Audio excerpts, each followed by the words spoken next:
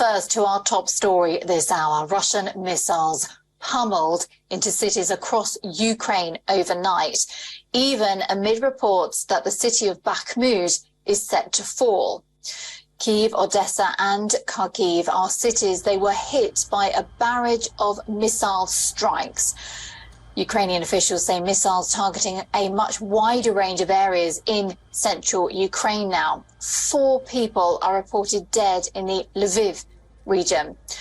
Well, the military administration is also reporting power cuts for at least 40% of residents in Kyiv. An attack is also reported on the energy facility in the port city of Odessa. Well, the latest round of Russian air attacks comes after Ukraine's military said its forces have managed to push back intense Russian attacks in Bakhmut. Well, despite the Wagner chief claiming that the mercenary group controls the eastern half of the city.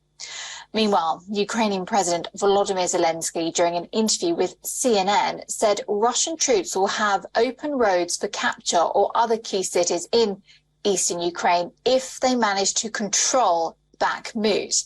He also reiterated his decision to keep Ukrainian troops in Bakhmut. Well, Pentagon chief has said that the fall of Bakhmut would not mean Russia has turned tide of war necessarily. According to US Defense Secretary Lloyd Austin, Bakhmut is more of a symbolic than an operational importance. However, the NATO chief says the eastern Ukrainian city could fall to Russia in a matter of days. Well, Stoltenberg's remarks come as Russian Wagner mercenary groups claim to have captured the eastern bank of the industrial city. Well, for more on this, we are joined by Yehor Brazen, who is joining us, a senior journalist covering international security and defense, joining us live from Kyiv now. Good to see you, Yehor. So do tell us more about the situation and more about what you know, if you would, please. Yes, good afternoon. So as of now, we have seen a massive airstrike of Russian occupiers on Ukrainian cities, Ukrainian infrastructure, and actually Zhytomyr is without electricity, and there are troubles with heating in Kyiv. And the main aim of Russia is still the same. It's their logic of terror against Ukrainian civilians, against Ukrainians, against Ukrainian population. Russians didn't get any strategic wins on the battlefield, and that's why they want to destroy Ukrainian spirit. And this also connected with the operation near Bakhmut of Donetsk region. Can I just pick up on that there? So you said about breaking the spirit there. Do you think it is more symbolic when it comes to Bakhmut?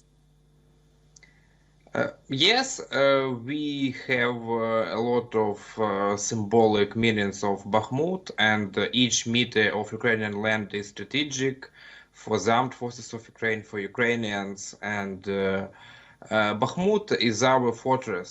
Bakhmut is our land, and that's why Ukrainians will defend it and will defend it each meter. And why the defense of Bakhmut matters? First of all, we defend our land, Ukrainian land. The second reason is that Russians put their main forces, including mercenaries from Wagner Group, in that area. And so Russians can't have any offensive operations anywhere excluding Bakhmut. So they can't have offensive operation, for example, in Zaporizhzhia region, in Mykolaiv region, in Kherson region. So they want to conquer the administrative borders of Donetsk and Lugansk regions. It's their aim is very clear, and it was pointed out by Vladimir Putin, by Sergei Shoigu, and by other Russian officials. And thank you now, so very much. Ihor, thank you very much indeed. That's all we've got time for today, but we appreciate your expertise. A tense few days ahead for Bakhmut, as you say, defending their fortress.